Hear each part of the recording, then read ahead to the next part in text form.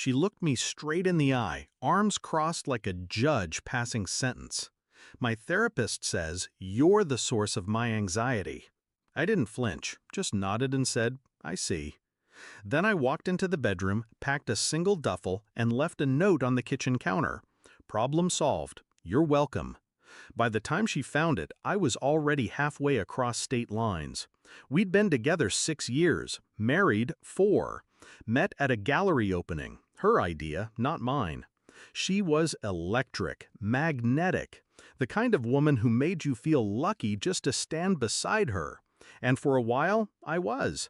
Sunday mornings with coffee and crossword puzzles, movie nights under worn-out blankets. I believed in us, in her. That belief turned out to be a slow-acting poison. It started small. She'd leave the dishes, then say I was controlling for asking about it.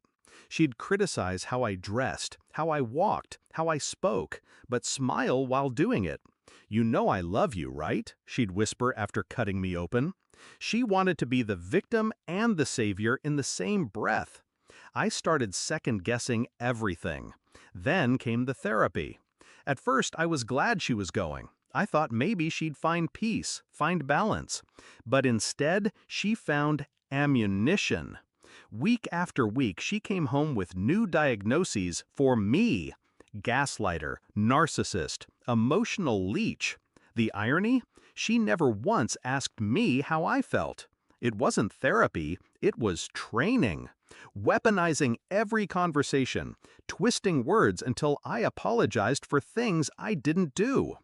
But the day she said I was the source of her anxiety, that was it. That was the moment I knew this wasn't about healing. It was about power. I didn't argue, didn't yell, didn't plead. I just walked. But I wasn't done. Because she thought she could rewrite the story, paint herself the hero, erase the man who stayed loyal while she tore him down inch by inch. So I decided to give her exactly what she asked for, a life without me. And I made sure the silence would echo. First thing I did, cut the cord clean. Bank accounts? Closed mine.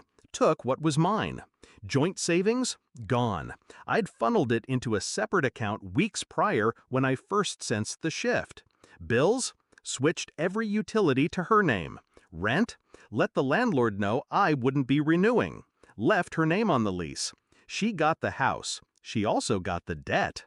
I deleted my social media, changed my number, disabled shared locations.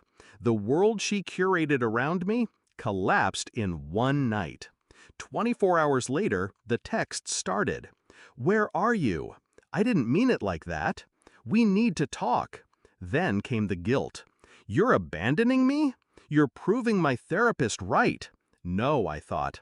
I was proving me right. She didn't know about the folder I kept, screenshots, voice recordings. Every time she twisted words, gaslit me, weaponized therapy speak to avoid accountability, I sent it to her therapist anonymously. Just a subject line: "Your client isn't telling you everything." I don't know what happened in that next session, but I can imagine. All I know is the calls stopped after that. A month later, I was living in a new city. New name on the mailbox. New job. Smaller place. Quieter mornings. No eggshells on the floor. No accusations over nothing. Just freedom. 6 months passed before I saw her again. She found me outside a bookstore, my old favorite, back in the city for a visit. She looked thinner, frazzled. That effortless confidence she wore like perfume? Gone. "I didn't expect to see you," she said. "You shouldn't have." She swallowed hard. "I've been trying to understand what happened." "You made yourself very clear," I replied. "I believed you." Tears welled in her eyes. She reached out, but I stepped back. "You don't get to miss me now," I said. "Not after you turned me into your villain just to feel better about yourself." She opened her mouth, then closed it. For once, she had nothing to say. I walked away. This time, not out of pain, but peace. Some people don't want partners, they want mirrors that reflect their flaws onto someone else. And when you finally step away, they don't grieve you, they grieve the loss of control. So when she said I was the source of her anxiety, she wasn't wrong, because I was the only one who ever saw her, the real her.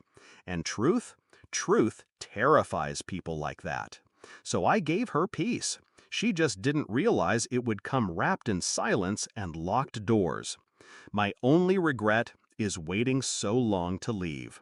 But in the end, she gave me freedom, and I gave her exactly what she asked for: nothing.